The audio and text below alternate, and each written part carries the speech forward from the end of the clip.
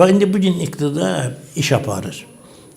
Əli Kərimli qarşı. Nəyə görə Əli Kərimin mavini olmuş və vaxtilə Əli Kərimin maliyyələşməsində iştirak edən, Əli Kərimli ilə hökumətdəki adamlar arasında rabitə yaradan və bugün parlamentdə olan kimlərdir misal? Hamısı Bezkulçenli.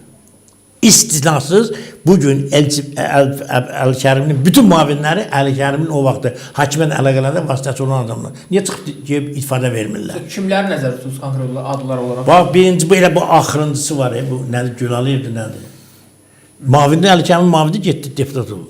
Qudret Həsənqulu, Fazıl Mustafa, Əli Mənsumov, Qulam Hüseyin bəy, bunların hamısı Əli Kərimin mavinləri və bu və başqa şəkildə Azərbaycan iqtidarının əlaqələr qruplar, Əli Kərimlə vasitəsilə. Bunu mən Əli Kərim özü deyib, kiminlə mənim aramı düzəldim. Elə ondan Mehdiyevlə demək istəyirsiniz? Yəni Mehdiyevdən yox, fərqi yoxdur ya Mehdiyevdən. Fərqi yoxdur iqtidardakı adamlarla. İndi maraqlıdır. O adamlar heç bir danışmır.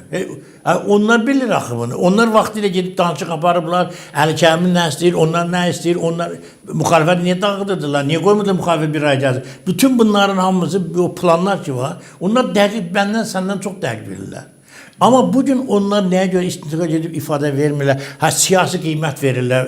Nə siyasi qiymət? Qardaş, biz bilmirik ki, siz vasitəçi olubsunuz hökumətlə Əli Kərimli arasında, hökumətdə ayrı qanatları ilə Əli Kərimli arasında. Gəlin, indi əgər doğrudan da bugün də hökuməti müdafiə etsin ən azı, gəlin deyin ki, o vaxtı mənə Əli Kərimli göndərdi filan kəsin yanına, bu şərt oldu, bu öhdəli belə götürdü, o belə götürdü. Burada nə var ki? Bu heç vaxt Əli Kərimli öldürüb Ramiz Mehdiyevdən birbaşa əlaqə yaratmayıb ki. Bu da bir vasitəçilər var. O vasitəçilər də bugün parlamentdə təmsil olunan Əli Kərimlinin mavinləridir. Onlar qədər Əli Kərimlinin gizlin işlərini deyim də, açıq deyim sənə. Yəni bizim bilmədiyimiz, bilən ikinci bir adamlar yoxdur.